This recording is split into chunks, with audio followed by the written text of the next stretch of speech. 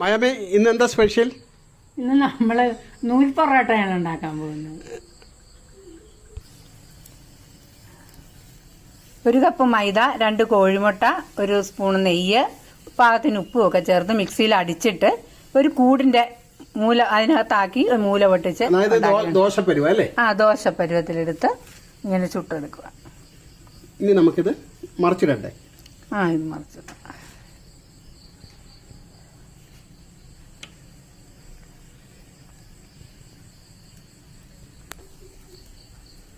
ഇത് മറിച്ചിടുവാണ്.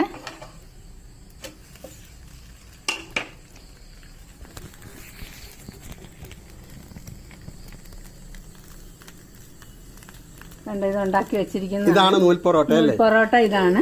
ഇത് സിമ്പിൾ മെത്തേഡിലുള്ള നൂൽ പൊറോട്ട. കുട്ടികൾക്കൊക്കെ ആണെങ്കിലും ഇഷ്ടപ്പെടും. എല്ലാരും പെറുക്കി പെറുക്കി അടിക്കും അല്ലേ? ചൂടോടുകൂടി സൂപ്പർ. ഒന്നും കറി പോലും വേണമെന്നില്ല.